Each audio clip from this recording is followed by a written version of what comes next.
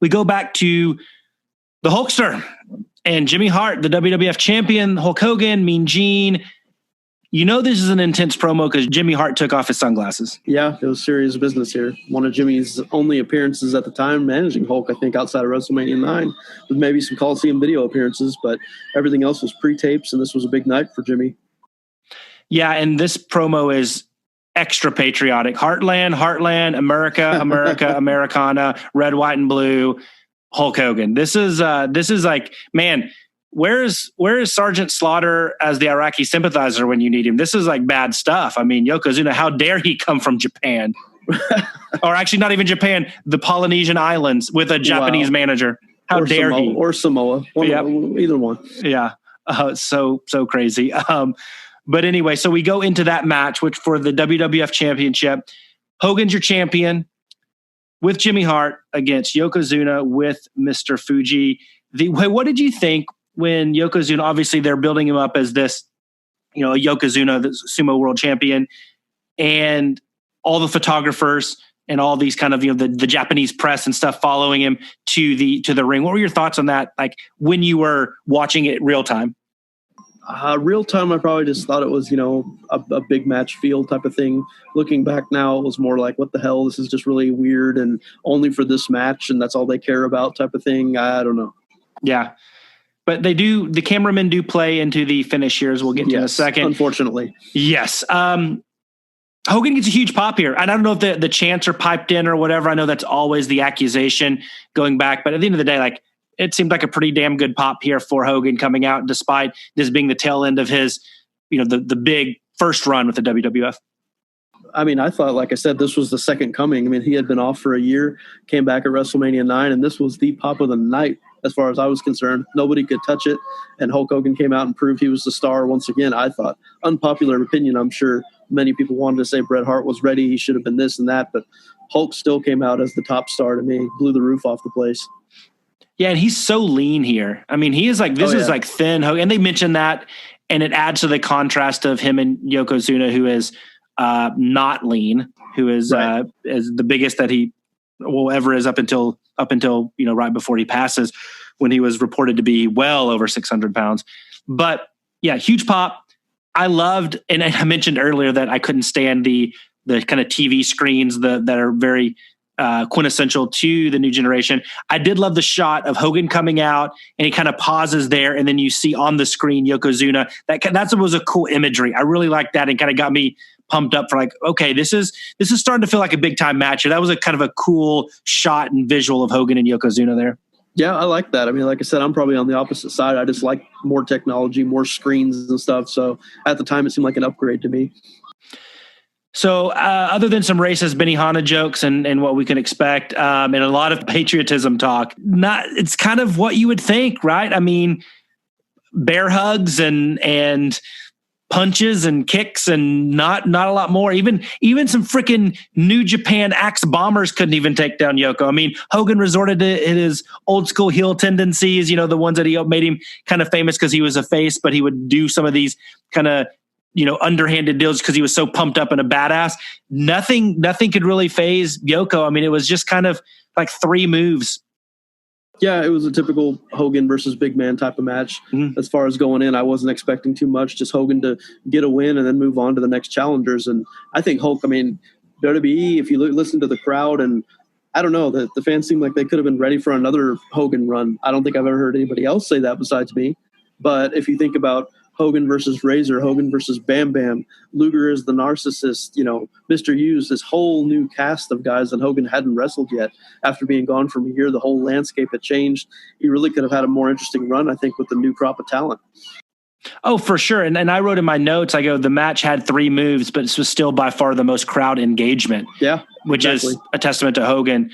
But yeah, I mean, it was just not a lot. I mean, but that doesn't mean it's bad. And I think if anybody that's listened to our podcast knows that we do not judge matches by the move sets or the work rate or anything like that. We judge them by how entertaining was it? How believable was it? Did it tell a good story from start to finish? And like, do we want to see more of that? And did it showcase two badasses or two cool characters or something that were going, in a sporting combat? And this did that. And like I said, I know there's limitations physically for Yokozuna and stuff, but at the end of the day, like, it wasn't boring. It wasn't boring at all. It was cool, but like, you're just not going to get a lot other than, punch, kicks, bite, axe bomber.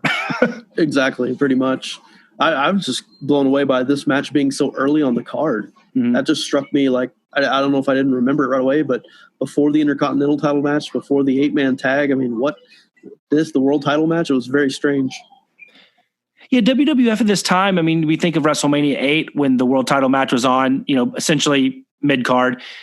I mean, I think they put a lot of stock in letting everybody kind of cool down and simmer, since this was a controversial ending and it was a big change and everything. Like, maybe they just wanted to kind of get everybody kind of back in the mindset before what they hoped would be an emotional main event. And, with the 8-man tag and I get that it's Shawn Michaels and the Intercontinental title, but I mean, it's Crush. So let's be real. We have a ceiling there. I don't know. I think it was, they wanted some breathing room before we got into the main event. Yeah, it had to do with the finish. Like I said, it was unexpected and just a lot of, I don't know, almost like a Hogan burial that began as soon as the match ended, and maybe before that with the placement of this match a little bit. Oh, I agree. And so let's talk about that. So we do get Yoko running the rope like 3 times. So, hey, good on Yoko. The 3 big boots to knock him down. And, this is after Hulk actually he hulks up on the belly-to-belly suplex. So he kicks out of there. They do the big boots. They do the leg drop. He kicks out, he being Yokozuna. And then we see a cameraman get up on the apron. Like, okay, what's going on here? And the camera doubles as a flamethrower and shoots flames right in Hogan's face, knocks him out. Yoko hits the big leg, and bam, we get a new champion. Yokozuna does some bonsai drops after the fact. Hogan got beat pretty handily here. I mean, like, Yoko controlled most of the match, and the ending was all Yoko just kicking the ever-living daylights out of Hogan. Yeah, but the cameraman, flamethrower, camera combination ending was just Yeah, it just made it didn't make a lot of sense.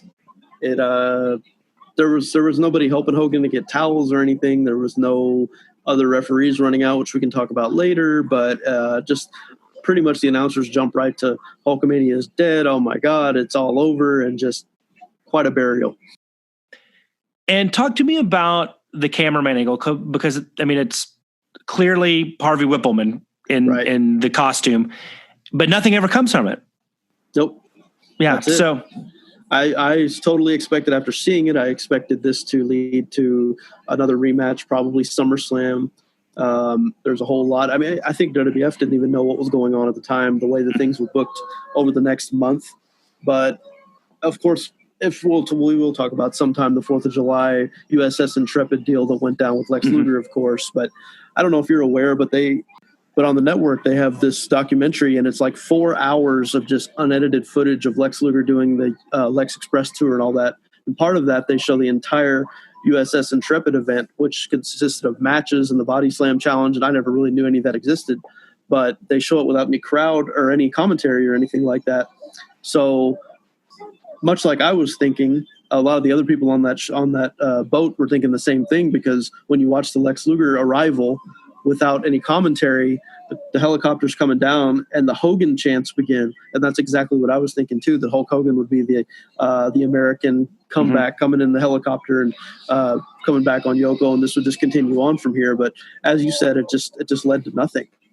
Yeah, it's a big what if. I mean, what do you think? Like, if Hogan stays and you do have that second wave or push of Hulkamania, just think of like what would have happened to wrestling. Because do you have the Monday Night Wars then? I mean, Hogan obviously wouldn't go to WCW. You wouldn't start laying the groundwork there. You obviously might not have the heel turn. Hey, you might have something even better.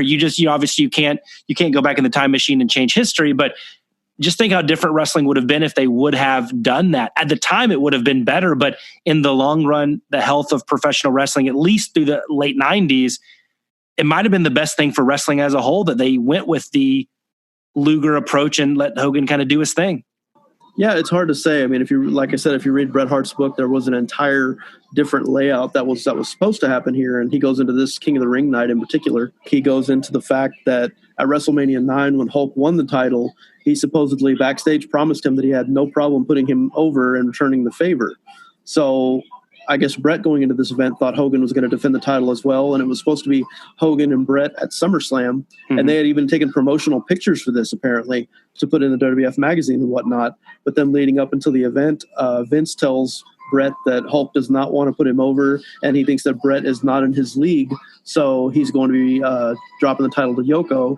So Bret is shocked by this, of course, and apparently reveals that he confronted Hulk backstage, but waited until after Yoko won the title, because he didn't want to, change the course of Yoko's career didn't want to stop him from winning the title. But he actually told Hulk to go F himself right before he went out to wrestle in the finals of the King of the Ring tournament, because that was the actual plan at some point, and there was confrontation with Vince and all this. And Vince actually said that it was going to be Hogan and Bret in a non-title match at SummerSlam. So there was a lot of confusion, I think, throughout this event and the few weeks after, as far as what the actual plans were.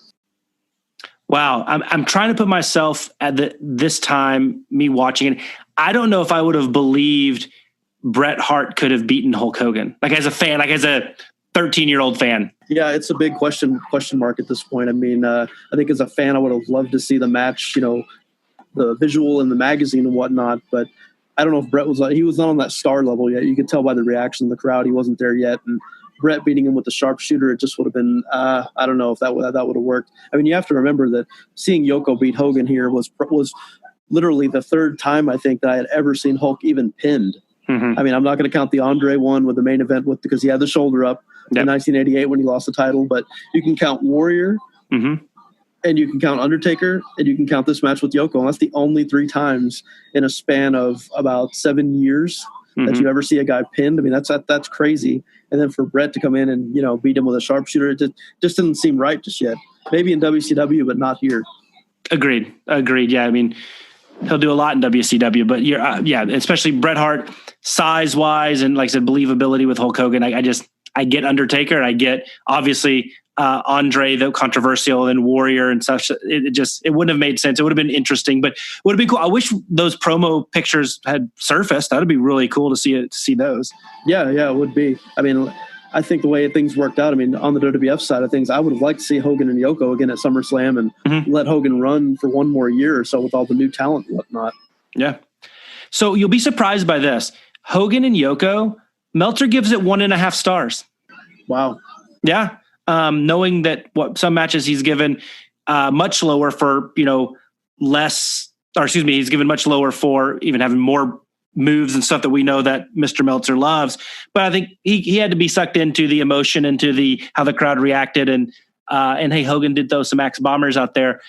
So he gives it 1.5 stars. I think that's fair. I probably would have given a little bit higher just because of the crowd engagement.